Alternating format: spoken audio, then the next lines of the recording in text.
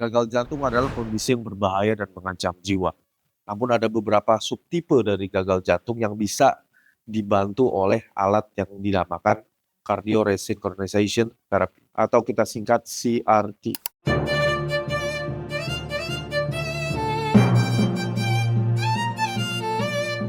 Gagal jantung adalah kondisi di mana kapasitas pompanya menurun. Itu biasanya kita refleksikan dengan daya pompa jantung. Normalnya daya pompa jantung itu di atas 55%. Kalau misalnya di bawah itu kita biasanya mengatakan itu adalah suatu gagal jantung. Gagal jantung biasanya orang akan mengalami gejala pertama akan cepat lelah atau cepat sesak.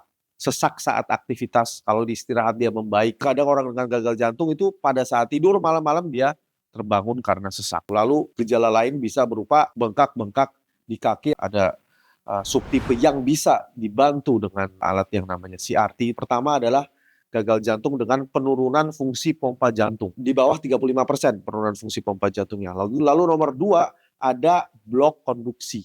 Jadi ada kabel berkas cabang kiri, dia ada blok. Sehingga menyebabkan jantung kanan dan jantung kiri tidak sinkron dalam memompa. Lalu nomor 3 syaratnya untuk yang bisa dibantu dengan CRT adalah kalau misalnya dengan obat-obatan yang sudah optimal tapi masih sering bergejala berulang seperti dirawat di rumah sakit berulang atau sesaknya tidak perbaikan. Nah, alat CRT itu fungsinya buat mensinkronkan dari pompa bilik kanan dan bilik kiri. Itu adalah fungsinya dari CRT sehingga pompa jantung akan lebih efektif. Proses pemasangan CRT pada pasien pertama dia akan dibius lokal.